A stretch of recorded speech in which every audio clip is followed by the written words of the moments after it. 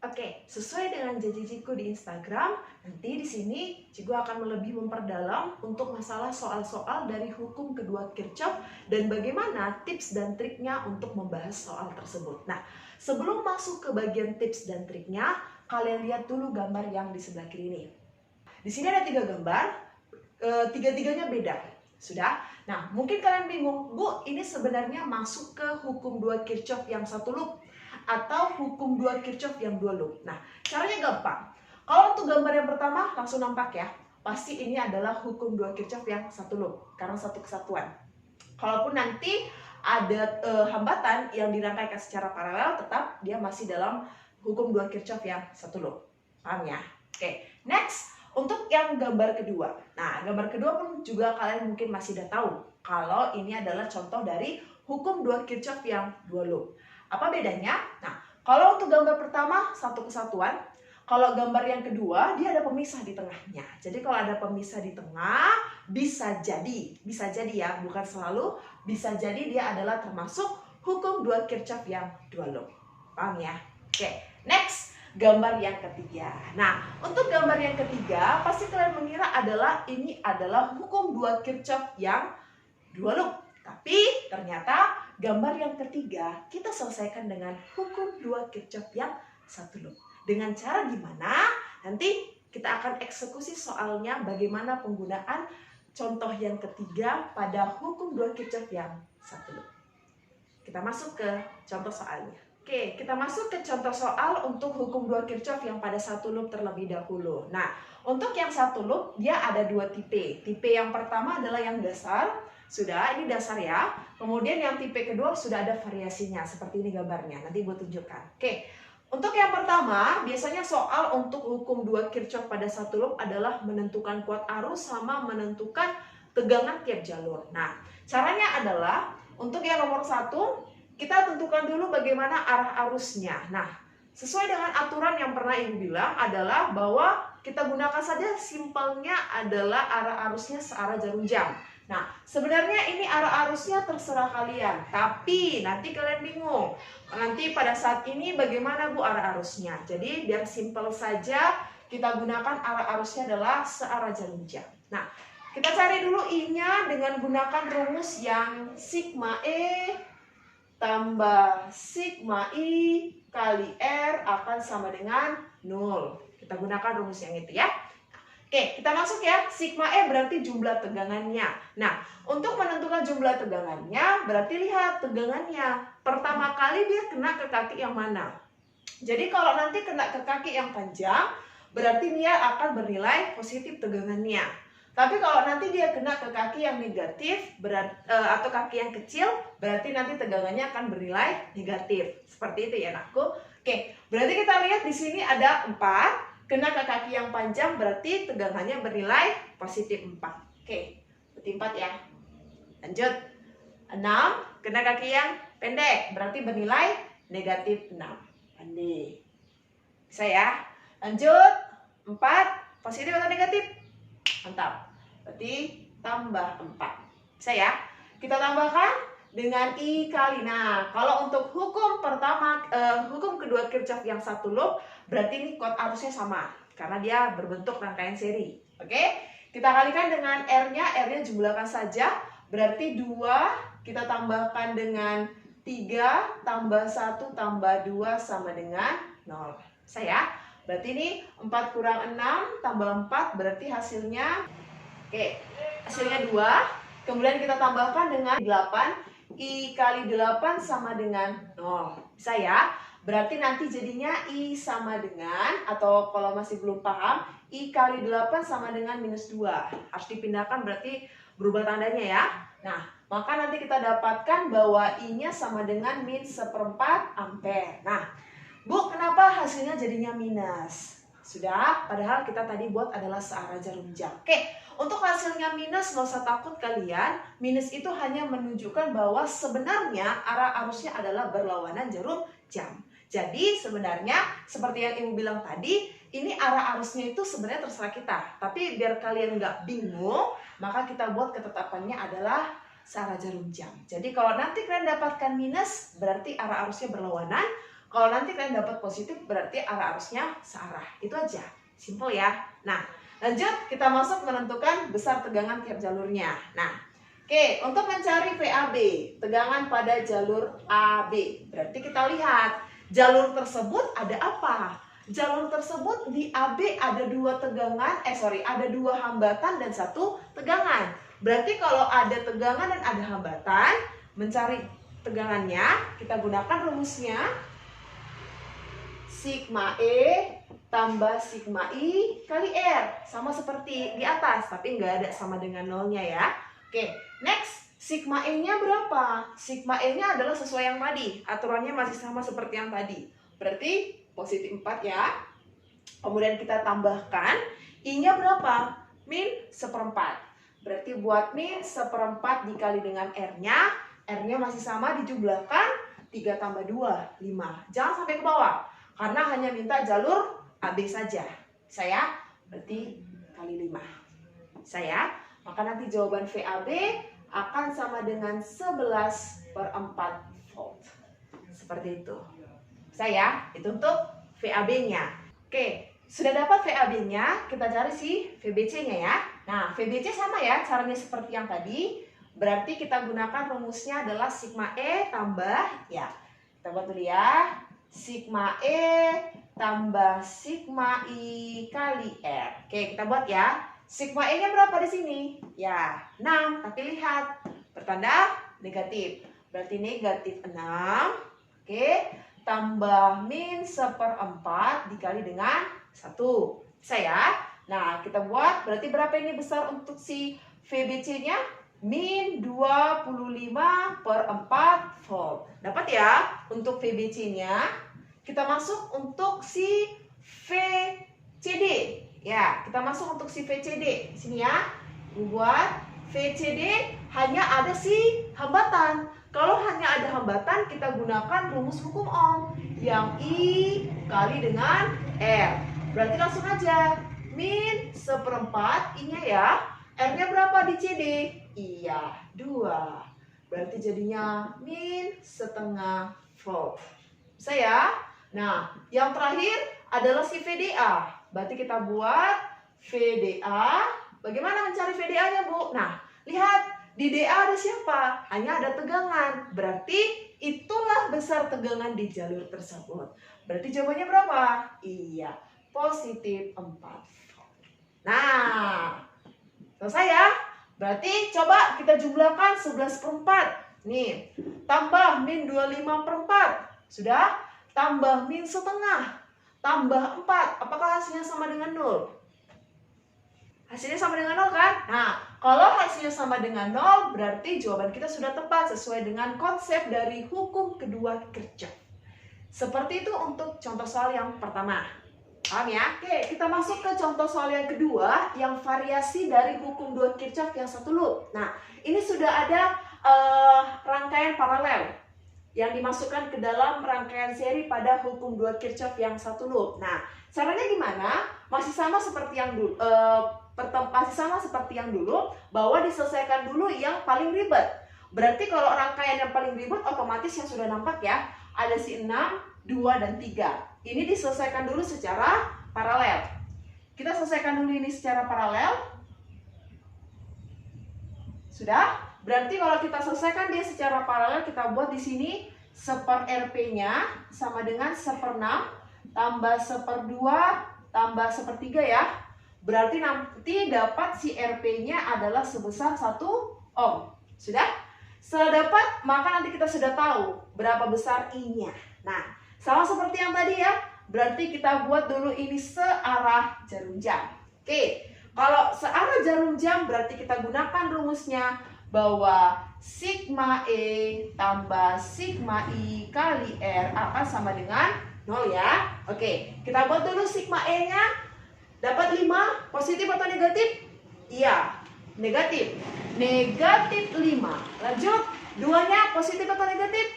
Iya, negatif 2. Kemudian, 8-nya positif atau negatif? Tambah 8. Tambah, iya, dikali. Yuk, kita jumlahkan. 1 tambah 4 tambah 2 tambah. Nah, hasilnya tadi berapa? Iya, 1. Sama dengan 0. Yuk, selesaikan. Maka 1 tambah I kali. I kali 8 sama dengan 0. Berarti I kali 8 sama dengan negatif 1. Berarti nanti I-nya sama dengan min 1/8 ampere. Oke, kita masuk ke contoh hukum 2 Kirchhoff yang pada 2 loop. Nah, untuk pada yang 2 loop, Ibu ada buat 2 tipe. Tipe yang pertama yang dasarnya masih, dan tipe yang kedua sudah variasi. Oke, kita lihat dulu yang tipe dasarnya ya. Nah, ini 2 loop. Berarti bagaimana caranya? Pertama, masih sama. Tentukan dulu loop 1 dan loop 2. Oke, ini Ibu buat loop 1, ini Ibu buat loop 2. Setelah itu tentukan arah arusnya terlebih dahulu.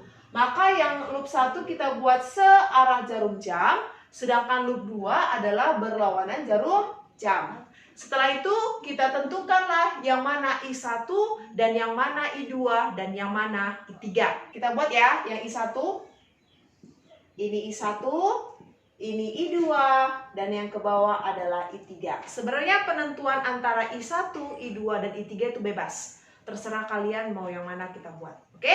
Nah, setelah itu maka kita gunakan dulu persamaan dari hukum pertama Kirchhoff yang jumlah arus masuk sama dengan jumlah arus yang keluar. Berarti yang masuk adalah I1 dan I2, sedangkan yang keluar adalah I3-nya. Berarti kita buat I1 tambah I2 sama dengan I3. Ini kita simpan dulu. Oke, setelah itu maka kita masuk dari loop yang pertama terlebih dahulu. Loop yang pertama.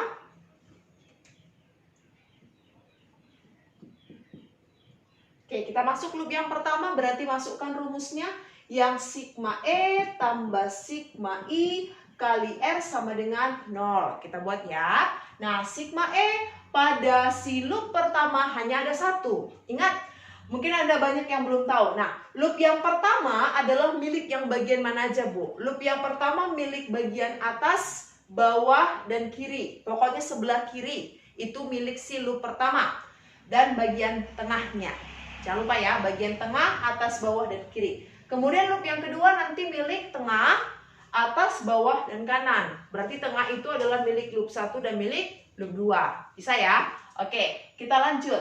Berarti sigma E pada loop 1 hanya 1, berarti nilainya adalah positif 3. Karena arah arusnya searah jarum jam. Berarti kita buat positif 3, habis ya, ditambah. Nah, I1. I1 milik siapa aja? I1 milik atas, bawah, dan kiri. Berarti I1 di sini di gambar Ibu hanya milik si 2 ohm. Berarti bisa Ibu buat I1 kali dengan 2. Bisa ya? Kita tambahkan dengan yang bagian tengah, berarti I3 dikali dengan 4. Bisa ya? Berarti di tengah itu hanya milik si I3-nya saja. Sama dengan 0. Kita selesaikan ya. Berarti 2 I1 tambah 4 I3 sama dengan minus 3. Nggak bisa dikecilkan kan? Berarti ini jadikan persamaan 1. Simpan ya. Kita masuk ke persamaan, kita masuk ke loop yang 2.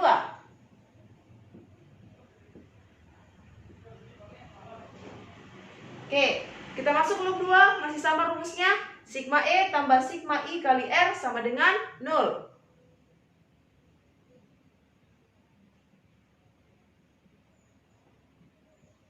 Oke, kita buat dulu sigma E-nya. Kena ke kaki yang panjang, berarti positif. Berarti positif 9 tambah, nah, I2 milik siapa aja? Ya, I2 milik atas, bawah, dan kanan. Berarti di sini di gambar Ibu I2 hanya milik si 2 ohm saja. Berarti kita buat I2, bisa ya, kali 2 tambah, sama ya, seperti yang tadi, I3 kali 4 sama dengan 0. Bisa ya? Kita masuk ke penyederhanaannya. Berarti 2I2 tambah 4I3 sama dengan minus 9. Ini jadikan persamaan 2. Setelah itu kita substitusi sebelum dieliminasi. Nah, Substitusinya adalah terserah kalian mau substitusi dari I1 menjadi I2 atau I2 menjadi I1. Kita substitusi dari persamaan ini. Berarti kalau ibu maunya adalah substitusi dari yang pertama jadi yang kedua. Oke, kita buat ya. Berarti nanti dari sini kita gantikan bahwa I1 akan sama dengan I3 kurang I2. Bisa ya? Nah, kita buat di sini, kita gantikan. Maka nanti kita gantikan ini menjadi 2 dikali I3 kurang I2 ya. Sudah, tambah 4 I3 sama dengan negatif 3. Bisa ya? Nah, kita buat ya. Berarti ini tambahkan langsung jadinya 6 I3 kurang 2 I2 sama dengan negatif 3. Selesai? Jadi persamaan 3. Kita eliminasi, langsung naikkan ke atas ya. Berarti ini ibu pindahkan, ini jadi boleh ini jadi ke depan atau ini boleh jadi pindahkan ke belakang, sama aja ya. Kita buat di sini 6 I3 kurang 2 I2 sama dengan negatif 3. Kemudian dari persamaan keduanya 4 I3 tambah 2 I2 sama dengan negatif 9. Nah, biar bisa mati duluan adalah si I2-nya. Kita matikan. Maka kalau kita matikan ini, kita jadikan apa? Penjumlahan atau pengurangan? Ya, kita jadikan penjumlahan. Habis ya? Yuk, 6 tambah 4? Iya. 10 I3 sama dengan min 3 tambah min 9. Min 12. Bisa ya? Berarti I3 sama dengan? Iya. Min 6/5 ampere. Dapat? I3-nya.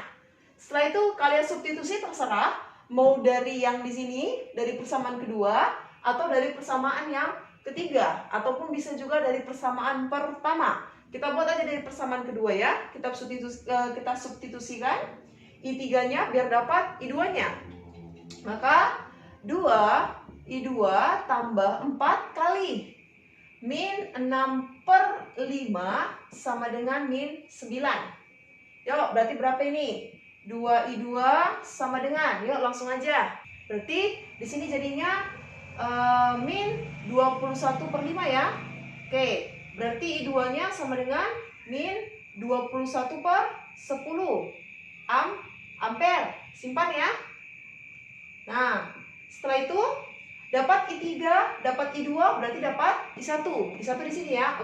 I3-nya tadi berapa? Iya, min 6/5.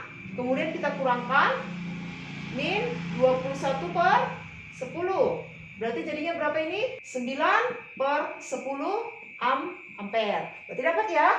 Maka I1 besarnya 9/10, I2 besarnya min 21/10, dan I3 besarnya min 6/5 ampere. Seperti itu ya. Kita masuk ke nomor 2. Kita mau mencari berapa besar kuat arusnya. Nah, di sini ada ketentuannya, ada di sini saklar, tapi saklarnya terbuka. Ingat konsep rangkaian terbuka dan rangkaian tertutup. Berarti kalau dia rangkaian terbuka, berarti tidak ada arus yang mengalir. Berarti pada jalur tersebut tidak ada arus yang mengalir. Berarti ini kita tinggal coret. Ini tinggal kita coret. Berarti habis. Berarti yang kalian pikir ini adalah hukum 2 Kirchhoff pada 2 loop, ternyata jadinya hukum 2 Kirchhoff pada 1 loop. Dengan ketentuan saklarnya terbuka. Berarti kalau saklarnya terbuka atau dikatakan sebagai rangkaian terbuka, berarti tidak ada arus yang mengalir di bagian tengahnya. Berarti langsung dapat ya berapa besar kuat arusnya ya. Kita gunakan sigma E tambah sigma I kali R sama dengan 0. Bisa ya? Nah, 9 ya, kena ya ke atas. Berarti positif, berarti jadinya 9 tambah 3 pas. Bisa? Oke, mantap. Tambah I kali. Nah, R-nya. Oke, di sini ada koma, berarti itu menunjukkan hambatan dalam dari sumber tegangan tadi. Berarti kalau ada hambatan dalamnya, ikutkan juga dalam penjumlahan pada hambatannya. Bisa ya? Berarti kita buat 1 tambah 2, ya. Tambah 1 tambah 2 sama dengan 0. Bisa? Oke, 9 tambah 3, 12 tambah I kali 6 sama dengan 0. Bisa ya? Berarti I kali 6 sama dengan min 12, berarti I sama dengan min 2 ampere. Wow, simpel sekali. Seperti itu ya. Untuk tipe soal hukum 2 Kirchhoff pada 2 loop, ada yang saklar yang terbuka, berarti pada rangkaian tersebut langsung kita hapuskan saja tegangan dan hambatannya. Maka nanti pada soal yang nomor 2, jadinya adalah hukum 2 Kirchhoff pada 1. Oke, kita masuk ke coba soal yang terakhir. Adalah ini yang Ibu bilang adalah tipe yang ketiga, dia bisa sebagai hukum kedua Kirchhoff pada 1 loop. Oke. Yang ditanya adalah tentukanlah kuat arus total pada rangkaian. Berarti ini sudah memang menunjukkan bahwa dia adalah hukum 2 Kirchhoff pada 1 loop. Berarti yang pertama kali kalian kerjakan adalah selesaikan dulu atau sederhanakan dulu rangkaiannya agar bisa menjadi rangkaian hukum kedua Kirchhoff yang 1 loop. Ini diapakan? Ya, ini kita serikan. Berarti kita serikan terlebih dahulu rangkaiannya, maka kita dapat RS-nya adalah 4 tambah 4 sama dengan 8 ohm. Setelah itu, hasil dari seri 4 sama 4, kita apakan?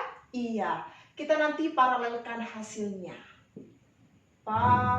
Paralelkan. Bisa ya? Maka nanti dapat 1/RP-nya adalah 1/8 tambah 1/8. Maka nanti dapat RP-nya adalah si 4 ohm.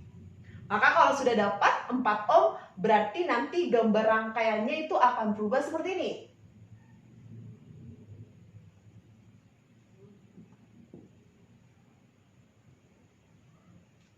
Iya, seperti ini ya. Ini si 8 voltnya, ini si 1 ohm, ini si 6 volt, dan ini adalah hasil paralel kita, yaitu sebesar 4 ohm. Berarti kalau sudah dapat si hukum 2 Kirchhoff yang 1 loopnya, berarti bisa kita selesaikan.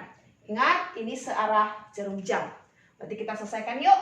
Berarti sigma E tambah sigma I kali R sama dengan 0. Maka kita buat pertama positif 6 ya. Berarti 6.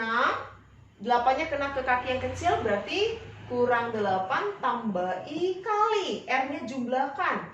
Berarti 1 tambah 4 sama dengan 0. Ini jadinya minus 2. Tambah I kali 5 sama dengan 0. Berarti I kali 5 sama dengan 2. Maka nanti besar I-nya adalah 2/5 ampere. Seperti itu ya. Untuk tipe soal yang ketiganya tadi, yang bisa dijadikan sebagai hukum 2 Kirchhoff pada 1 loop. Seperti itu untuk tipe-tipe soal untuk mengerjakan hukum 2 Kirchhoff baik 1 loop ataupun 2 loop. Jadi tips dan triknya adalah ikuti aturan Ibu. Jadi kalau yang 1 loop berarti searah jarum jam. Kalau yang 2 loop berarti loop yang kiri atau loop pertama searah jarum jam. Sedangkan loop yang kedua adalah berlawanan jarum jam. Setelah itu eksekusi, mainkan ke konsep matematikanya, substitusi dan eliminasi. Tips selanjutnya adalah coba pada saat mengerjakan soal, terutama untuk hukum 2 Kirchhoff pada 2 loop. Nah, yang ini yang biasanya kalian rasa sulit, coba pakai stopwatch. Agar bisa kalian tahu di mana titik terlama kalian pada saat mengerjakan soal hukum 2 Kirchhoff pada 2 loop. Jadi kalau sudah tahu titik terlamanya, misalnya kayak Ibu, titik terlamanya adalah mengerjakan konsep matematikanya, membagi ataupun mengeliminasi ataupun mensubstitusi, kalian jadinya lebih rajin lagi latihan. Jadi kunci utamanya adalah sering-sering bahas soal, maka kalian akan terbiasa mengetahui tipe-tipe soal yang disajikan. Seperti itu tips dan trik dari Ibu untuk mengerjakan soal hukum 2 Kirchhoff 1 loop dan 2 loop. Nantikan tips dan trik selanjutnya. Salam fisika.